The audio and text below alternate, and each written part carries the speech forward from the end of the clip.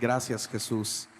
Y al entrar a la congregación, a todos les entregaron un pequeño papel donde vas a encontrar una información del ayuno. Les voy a invitar a que todos tengamos el panfleto en la mano y, y hay alguna información ahí. Lo primero que nos dice es que tenemos un tiempo de ayuno del 1 al 8 de junio, o sea, iniciamos el día de hoy y terminaríamos el próximo domingo 8 de junio. Este tiempo el ayuno es un tiempo en el que voluntariamente dejamos de ingerir alimentos, esto con el fin es una expresión física de nuestro anhelo por Jesús, y es dejar el sustento más básico, que es la comida. Ese es el sustento más básico que existe, que es dejar de comer.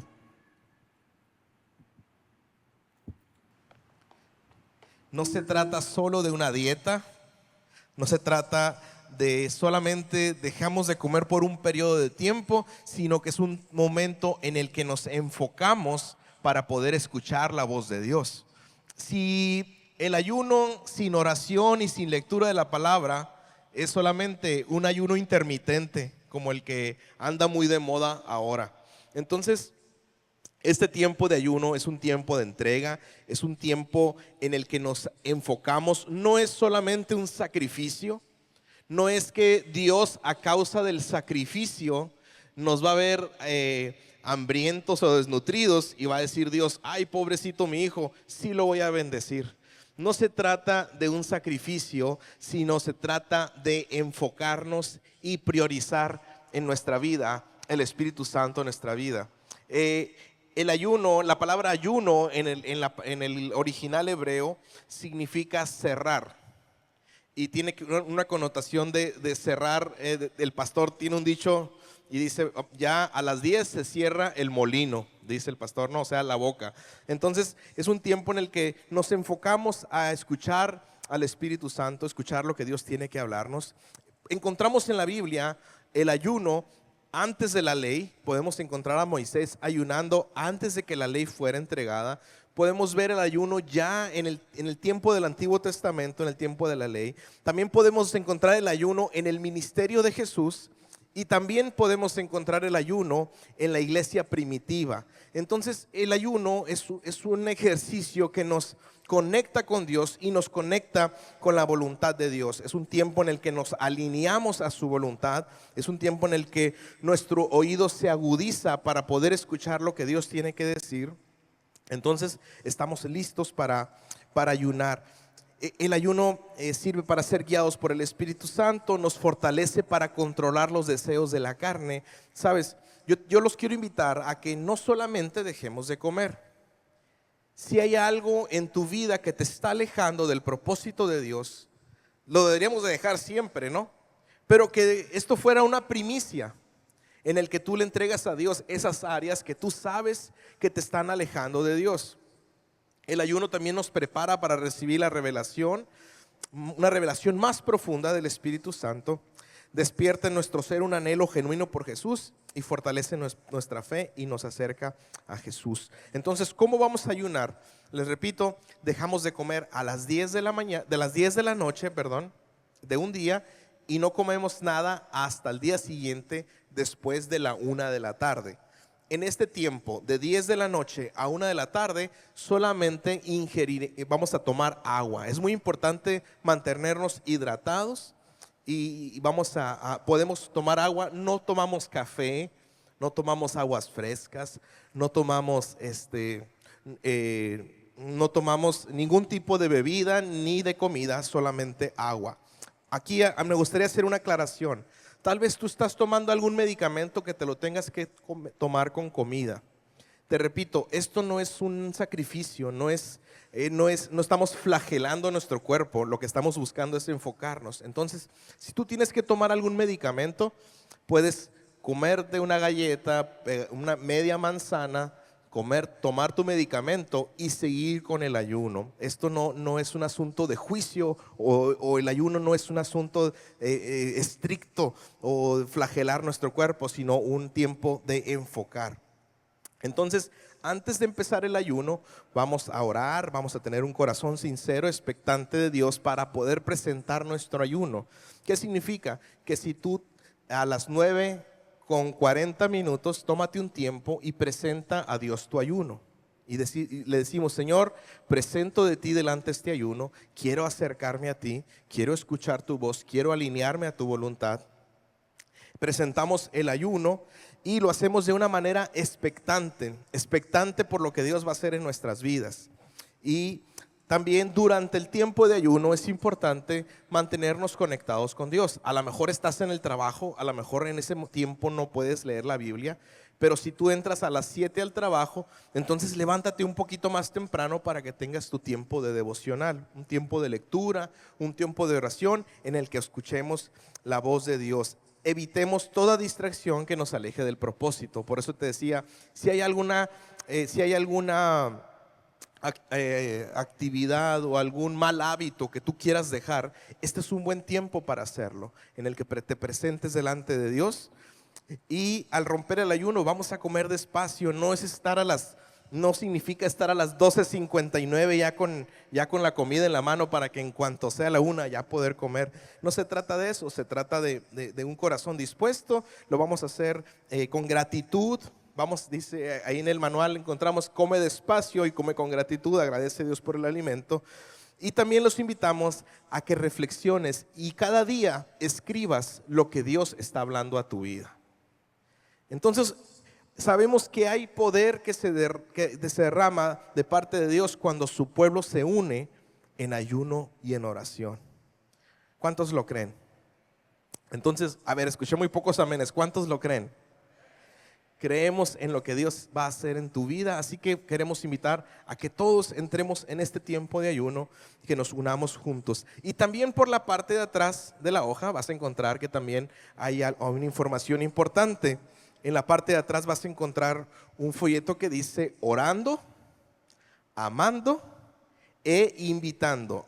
No todo es oración.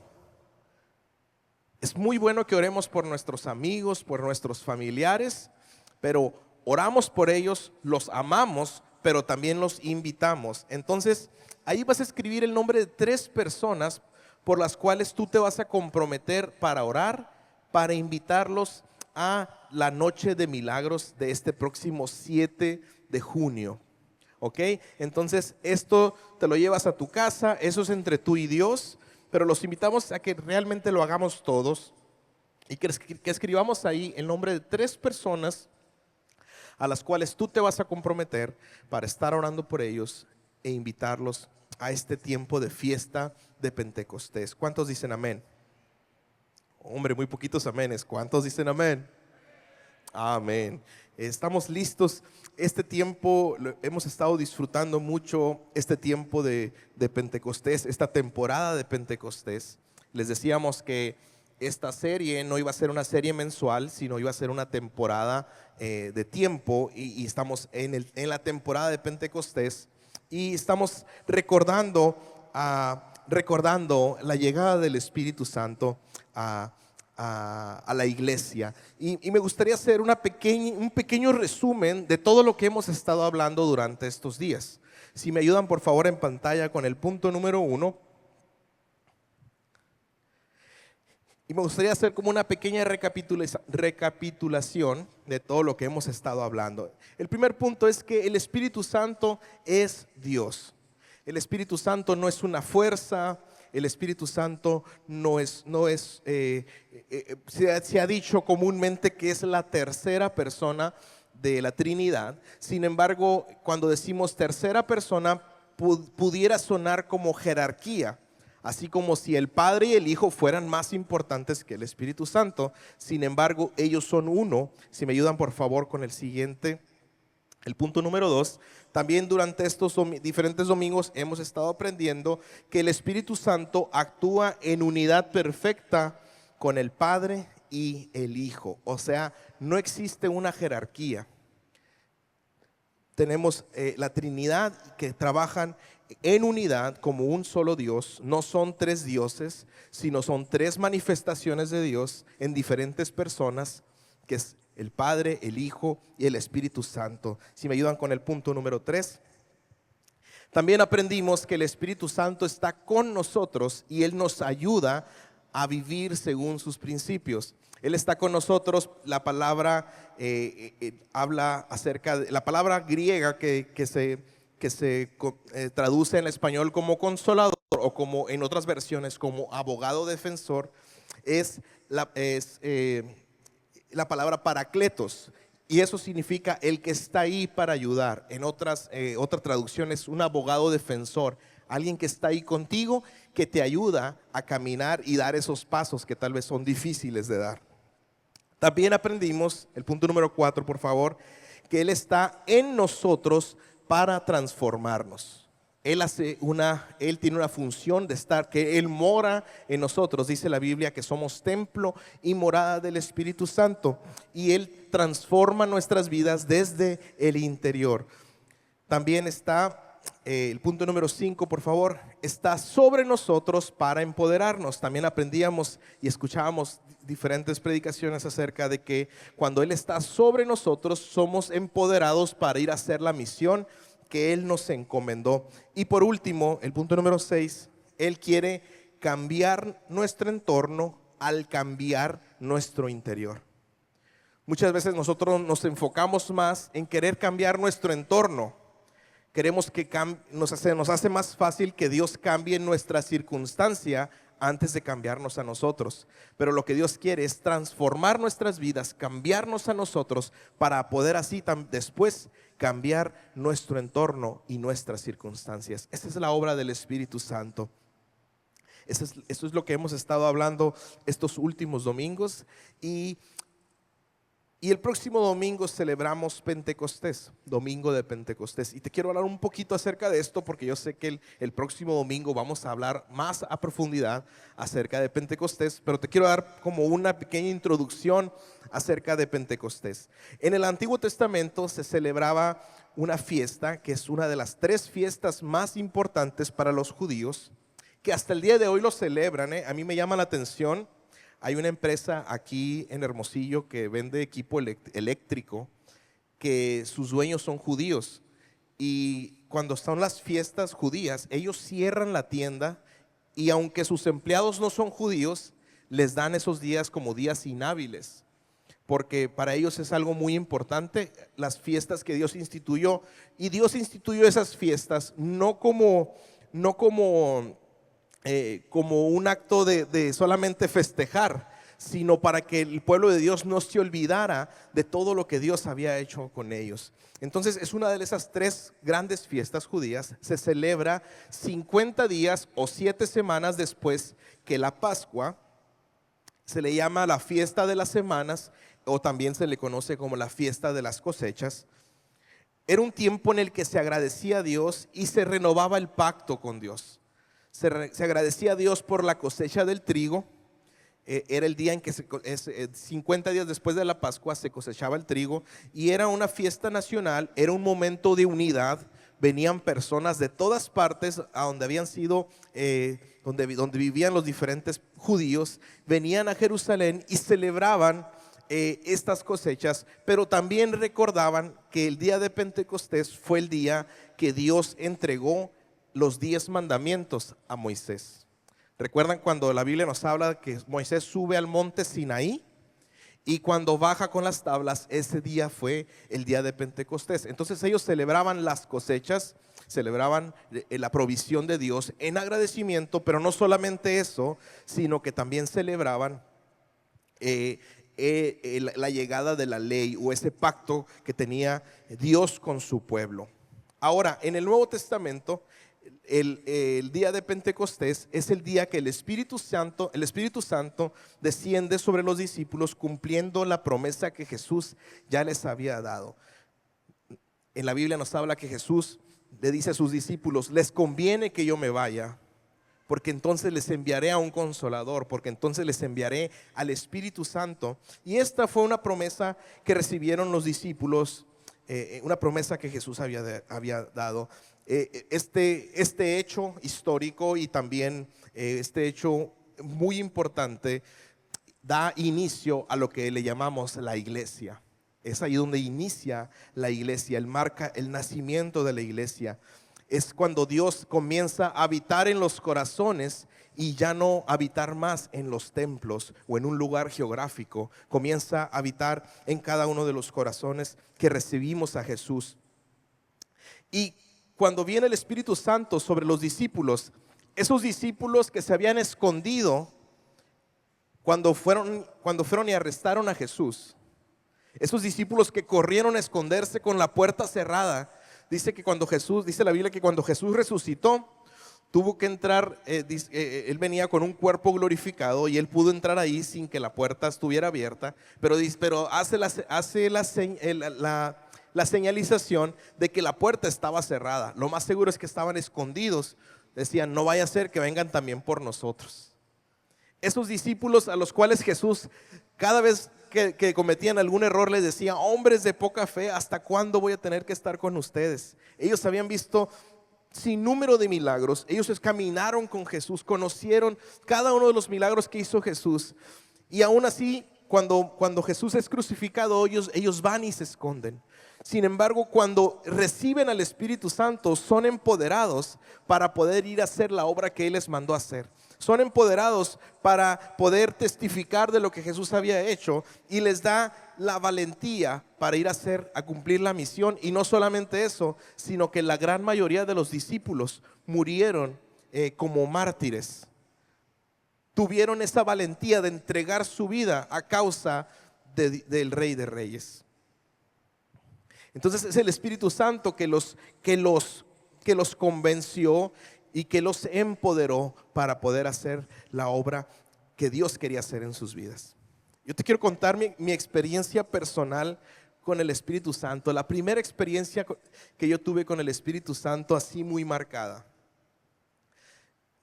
Ustedes saben, el pastor es una persona de mucha oración. El pastor, yo recuerdo cuando yo estaba pequeño, los domingos levantarme muy temprano y yo bajar al estudio donde él preparaba los mensajes y verlo siempre postrado ante la presencia de Dios. Había veces que pasaban 2-3 horas, había veces que mi hermana y yo jugando, corriendo, a lo mejor casi alrededor de él y él postrado buscando la presencia de Dios. Y siempre ha sido una persona, es una persona que admiro mucho por su devoción y por su disciplina en la oración. Y él siempre nos invitaba a la oración. De hecho, teníamos devocionales en casa y había veces que ellos llegaban tarde y nosotros ya estábamos dormidos y nos levantaba a todos, niños, vénganse, vamos a orar. Y nos juntábamos a todos y nos juntaba a todos y ahí estábamos los tres, mis 2 hermanas y yo, viéndonos las caras ahí. Pues en su tiempo éramos jóvenes y enojados. ¿Por qué nos levantó? Ya estábamos muy a gusto dormidos. Y el pastor a veces que había veces que oraba muy largo. Y la pastora le decía, ora cortito, amor, ya los niños están cansados. Y el pastor nos decía, respeten este tiempo de oración. Y ahí estábamos orando con él. Y había veces, había una vez al mes que como familia íbamos a la oración a las 5 de la mañana. En el otro campus que teníamos anteriormente, todos los días, de lunes a viernes, había un tiempo de oración a las 5 de la mañana. Y pues cuando uno es joven, y también no tan joven, ¿a quién le gusta levantarse a las 5 de la mañana, no? Entonces el pastor llegaba, nos levantaba, nos abría la puerta del cuarto, listo, nos quitaba la cobija, listo, vámonos a la oración a las 5 de la mañana. Y uno ahí, no, ay, es que me siento muy mal. No, que te sientes mal ni que nada, vámonos a la oración. Y nos llevaba a la oración y quiero honrar la vida de Joel, que por muchos años fue encargado de ese tiempo de oración a las 5 de la mañana, donde yo sé que tuvieron experiencias poderosas con el Espíritu Santo, él y un equipo que estuvieron ahí todos los días a las 5 de la mañana orando. Y yo recuerdo que llegué a ese tiempo de oración a las 5 de la mañana y yo estaba muy enojado. yo estaba muy enojado porque pues yo quería seguir durmiendo, yo era joven. Y entonces cerré los ojos y ahí hice como que estaba orando. Me habían llevado a fuerzas y yo hice como que estaba orando y ahí estaba. Y en eso viene el Espíritu Santo, viene a mi mente como un pensamiento y me dice: yo quiero pasar un tiempo contigo. ¿No quieres pasar un tiempo tú conmigo? Y ahí fue donde doblé mi orgullo, doblé mi voluntad. Yo tendría alrededor de 13, 14 años. Y me postré ahí donde yo estaba y viví mi primera experiencia con el Espíritu Santo. Comencé a experimentar una paz sobrenatural. Todo mi cuerpo comenzó a sentir un calor y empecé a llorar y llorar y llorar y yo no sabía qué estaba pasando. Yo no sabía por qué, hasta que yo platicando con los pastores y yo les decía: quiero saber qué fue lo que sucedió, porque yo estaba llorando ahí. Y platicando con los pastores, es que el cuerpo es tan pequeño, es tan finito, es tan limitado para recibir la presencia de Dios, que cuando viene la presencia de Dios, tu cuerpo no puede dejar de llorar. O a lo mejor no puedes dejar de experimentar una paz, o a lo mejor comienzas a sentir que se te pone la piel de gallina, o comienzas a escuchar en tu corazón una palabra que viene de parte de Dios, o a lo mejor estás pasando por un mal momento y el Espíritu Santo viene y te da el consuelo, te da paz, te ayuda. Y hay muchas maneras de experimentar al Espíritu Santo y si tú aún no has experimentado, no significa que el Espíritu Santo no esté contigo. Simplemente hay manifestaciones del Espíritu Santo y cada uno las recibe de diferente manera. Pero hoy te quiero mencionar algunos puntos importantes de qué sucedió en el Pentecostés. Y quiero ver esos puntos, quiero estudiar junto contigo estos puntos clave que sucedieron en el Pentecostés, porque hoy vamos a experimentar un Pentecostés. ¿Cuántos dicen amén? Hoy vamos a experimentar un Pentecostés. Si me ayudan por favor con el primer punto. Y es: ¿cómo puedo recibir la llenura del Espíritu Santo? Eso que sucedió en el Pentecostés. Y vamos a leer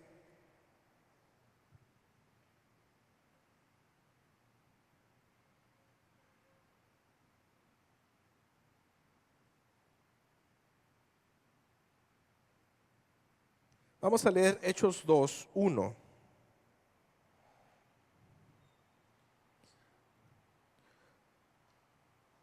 Hechos 2, 1 al 4 dice: cuando llegó el día del Pentecostés, o sea, se refiere a la fiesta judía de las semanas.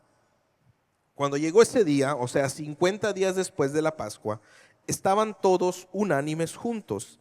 Y de repente vino del cielo un estruendo como de un viento recio que soplaba, el cual llenó toda la casa donde estaban sentados. Y se les aparecieron lenguas repartidas como de fuego, asentándose sobre cada uno de ellos. Y fueron todos llenos del Espíritu Santo y comenzaron a hablar en otras lenguas, según el Espíritu les daba que hablasen. El punto número uno, si me ayudan ahora sí con el punto número uno, de esos puntos clave que fueron necesarios para que el Pentecostés se llevara a cabo, fue la unidad espiritual. Y después ahí leemos: la unidad abre espacio para la obra del Espíritu Santo. Jesús pidió al Padre cuando en el tiempo que estuvo en su ministerio, les dijo: te ruego que sean uno, así como tú y yo somos uno, le dijo al Padre. Entonces se refería a que hubiera unidad entre su pueblo, unidad entre sus hijos. La unidad no solo es estar juntos, sino es tener un mismo corazón y un mismo propósito. Creo que todos estamos aquí porque anhelamos más del Espíritu Santo. ¿Cuántos dicen amén? ¿Cuántos dicen amén? Estamos aquí porque necesitamos la dirección de Dios. Estamos aquí porque queremos, tal vez tú has venido a buscar respuestas. Tal vez tú has venido a buscar una sanidad, tal vez tú has venido a buscar, pero al fin del día todos los que estamos aquí hemos venido porque hemos venido a buscarlo a Él. Entonces, esta primera parte yo creo que la cumplimos. Estamos listos para recibir esa llenura del Espíritu Santo. Estaban unánimes juntos, o sea, estaban en un mismo sentir, estaban juntos con un mismo propósito. El cielo responde cuando la tierra se une. El cielo responde cuando la tierra se une, cuando sus hijos, cuando su pueblo nos unimos en un mismo sentir y con un mismo objetivo. Ahí el Espíritu Santo se derrama. El segundo punto es obediencia. La obediencia crea un ambiente donde Dios se manifiesta. Jesús, en el tiempo cuando Él resucitó, les dijo a sus discípulos: no se vayan de Jerusalén. No se vayan de Jerusalén, esperen hasta que llegue el Espíritu Santo, hasta que sean investidos con poder. No se vayan de aquí. Pero estoy seguro que algunos tal vez no tuvieron el tiempo, a lo mejor no tuvieron las ganas, a lo mejor no tuvieron ese deseo o esa obediencia para recibir al Espíritu Santo. Pero los que recibieron al Espíritu Santo fueron aquellos que obedecieron sin cuestionar. Mi hijo Aleph tiene 7 años y está en esa temporada de la vida en la que yo le digo: Aleph, tráeme esto. Y lo primero que me pregunta es: ¿para qué? ¿A cuántos papás les gusta que los hijos preguntemos o que pregunten para qué? Yo recuerdo que, y me enojo mucho con él, pero yo hacía lo mismo de niño. Entonces estoy cosechando las que yo también hice. Entonces yo le digo a mi hijo: Aleph, dame esto, ¿para qué? Y yo lo que le digo: hijo, tú no preguntes, solo obedece. Y ya entiende él: ah, sí. Y va y hace lo que yo le envía que hiciera. Pero los que recibieron al Espíritu Santo fueron aquellos que obedecieron sin cuestionar. Fueron aquellos que obedecieron aun cuando no parecía tener lógica lo que Jesús les había dicho. Estaban en el lugar más peligroso en ese momento. Estaban las cosas todavía muy peligrosas. Entonces Jesús les dijo: permanezcan en Jerusalén. Pareciera algo ilógico, sin embargo no cuestionaron, fueron obedientes, porque la obediencia siempre va a producir en nosotros un fruto espiritual. Siempre la obediencia en nosotros, la obediencia a Dios siempre va a traer bendición a tu vida. Donde hay obediencia, ahí está la presencia de Dios. Dios se manifiesta con aquellos que tienen un sí en su corazón. El tercer punto es fe activa, convicción viva de que Dios cumplirá su promesa. Últimamente la palabra convicción me gusta mucho esa palabra, porque tiene que ver con estar convencido de algo. O sea, estos discípulos, aunque todavía no veían el derramamiento del Espíritu Santo, aún tuvieron que esperar 10 días después de que Jesús ascendió al cielo. Tuvieron que esperar 10 días para que llegara el derramamiento. Tal vez algunos de ellos llegaron hasta el tercer día y dijeron: yo creo que ya no llegó. Algunos tal vez para el séptimo día ya dijeron: yo creo que ya no, el Espíritu Santo no llegó. Sin embargo, algunos de ellos permanecieron con una fe activa, con la expectativa de lo que Dios iba a hacer y que su promesa se iba a cumplir. Esa fe los mantuvo en el lugar por días, sin saber cómo ni cuándo llegaría el Espíritu Santo, pero permanecieron ahí confiando en lo que Dios había dicho. Nos toca a nosotros, iglesia, confiar en su promesa.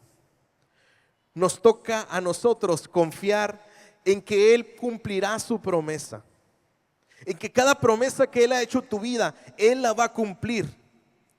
Pero nos toca a nosotros esperar y obedecer, escuchar su voz, no cuestionar y obedecer lo que Él tiene para obedecer sus principios. Y es ahí donde encontraremos la bendición, es donde ahí encontraremos esa llenura del Espíritu Santo que estamos buscando. El cuarto punto es conexión. La oración prepara el corazón para lo que Dios quiere hacer. Un capítulo antes nos habla que perseveraban unánimes en oración. Esto significa que no solamente estaban ahí esperando, viéndose las caras y cuándo irá a llegar. Que ya no tarda. No solamente la fe tenía que ver con permanecer y obedecer, sino que la fe también los invitó a estar en oración, en conexión con Dios. Entonces, la oración prepara tu corazón para lo que Dios quiere hacer. No fue solamente una búsqueda emocional, fue una comunión constante. La oración no es para convencer a Dios. La oración es para transformar nuestras vidas. La oración transforma nuestros corazones. La oración provoca una conexión profunda con Dios para que Dios intervenga sobrenaturalmente. Y por último, el punto número 5, fuera a toda distracción. Sacaron toda distracción. Dice, el Espíritu Santo llena a quienes hacen de su presencia una prioridad. Estos discípulos dejaron todo lo que tenían que hacer. Tal vez algunos de ellos tenían actividades que hacer, algunos de ellos tal vez tenían cosas que hacer, pero dejaron todo eso y su prioridad fue recibir la promesa. No había espacio para la prisa, no había espacio para buscar solamente lo que es cómodo, sino que limpiaron su agenda para esperar la promesa, su prioridad. Qué importante es que tú y yo tengamos ese lugar secreto a donde podamos acudir a tener nuestro tiempo de oración. Qué importante es que tú y yo tengamos ese buen hábito de cada día presentarnos delante de Dios en oración, pero no solo en oración, sino quitando toda distracción, quitando todo aquello que puede distraernos de escuchar su voz. Es desconectarnos del ruido externo, es clave para recibir la dirección que Dios tiene para nuestras vidas. Cuando quitas las distracciones, cuando pones en primer lugar a Dios, cuando priorizas al Espíritu Santo en tu vida, entonces escuchamos más claramente a Dios. Voy a invitar al grupo de alabanza, por favor, a que cantemos una vez más la última canción. Y los voy a invitar a que nos pongamos sobre nuestros pies un momento.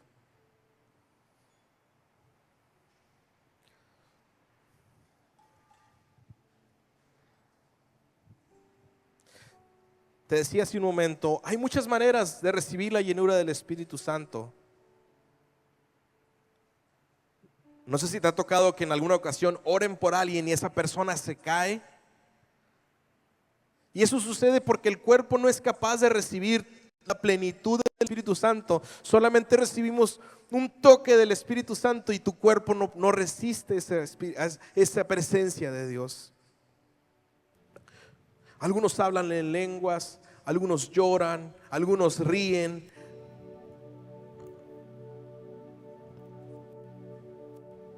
Pero el Espíritu Santo llena, cuando el Espíritu Santo viene y llena tu vida, lo hace con un propósito. Sabes, no es solamente para que sintamos bonito, no solamente es para, ay, qué bonito sentí hoy la iglesia, o ay, qué bonito estuvo mi tiempo de oración.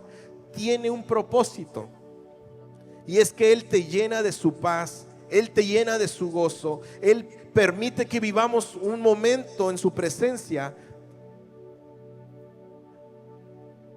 para que vayamos y hagamos su obra. para que nuestras vidas sean transformadas. Porque cuando eres lleno del Espíritu Santo, tu vida no puede ser la misma. En Pedro, vemos a Pedro cuando fue lleno del Espíritu Santo, ese Pedro que había negado a Jesús, ese Pedro que le había hecho falta la fe, dice la palabra de Dios que salió y predicó y dio ese primer mensaje como nunca antes lo había dado. Cuando el Espíritu Santo viene y llena tu vida, tiene un propósito, y es que nos parezcamos más a Jesús, transformar nuestras vidas, moldear nuestro carácter. No es solamente para que tú y yo podamos sentir algo bonito, algo rico. Es porque Él quiere llenarte para que cumplas el propósito por el cual Él te llamó.